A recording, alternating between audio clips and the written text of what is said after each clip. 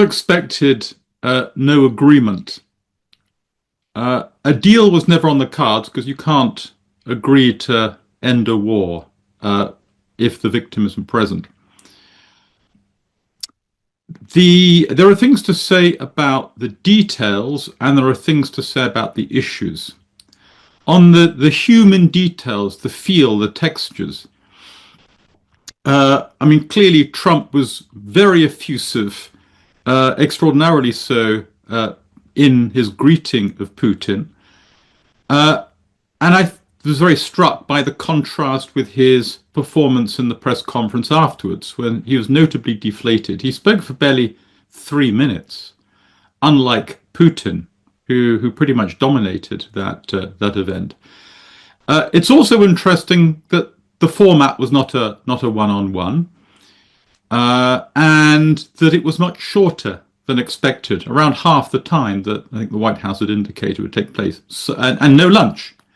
And that's symbolically important because, I mean, in diplomacy, breaking bread together is a particular form of hospitality that's always sort of signified a sort of degree of sort of success and warmth. And you'll recall that it was the lunch with President Zelenskyy that was cancelled immediately after that disastrous Oval Office meeting.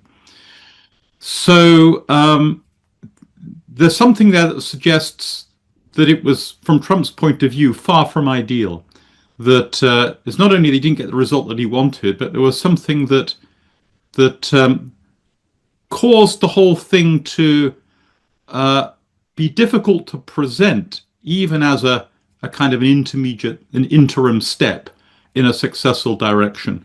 On the substance of the issues, the fact of the meeting alone, and that there was no open sort of bust up, is clearly a victory for Putin. The optics of being greeted in that way by Trump, and that's an important win for Putin. But as before, and I think more explicitly than and directly than we've seen, there is this clear underlying incompatibility in the way that the two leaders are framing the problem of the war. Trump's urgent intention is to achieve a ceasefire. That's the term he's constantly used, to stop the fighting as quickly as possible. Putin frames it in very different terms, as a solution that requires what he calls an addressing of the root causes of the war. And that's code for a much larger geopolitical agenda that would not only, in effect, pave the way for Ukraine's subordination to Russia, but bring about some longer-term, larger restructuring of European security on Russia's terms. That's really the extent of his ambitions, and that's not something that he is rushing to achieve. It's a firm and fundamental goal, and so in respect both of sort of time scales and also underlying ways of understanding the war, what's needed to solve it, that incompatibility clearly came out.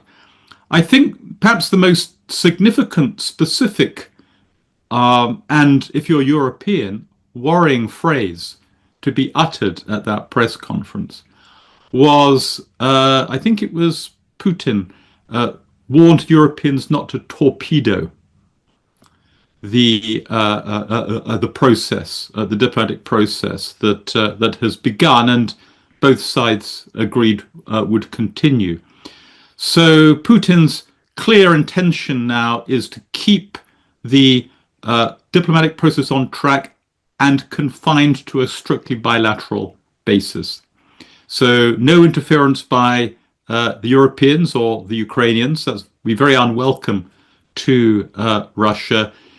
For this to be a process that continues and gradually, in Putin's ambitions, wins around Trump to his Putin's concept of an end to the war, which would satisfy his larger and profoundly revisionist agenda for the continent.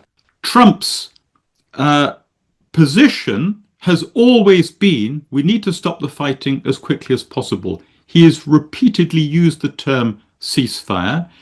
He has repeatedly demanded that of both sides.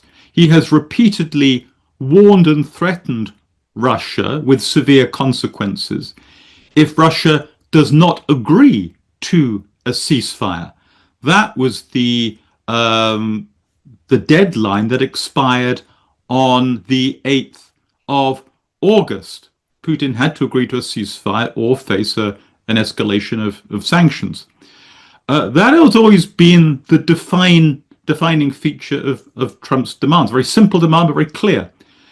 If he's now rowing away from that, moving towards a different view that a ceasefire no longer has to precede the negotiation of end to the war, but that a negotiation has to take place while the fighting is going on, and that the end of the fighting can only be achieved once a much larger geopolitical agreement has been reached. That suggests that Trump's thinking and his position are in some fundamental way shifting towards Putin's. So that's a profound worry.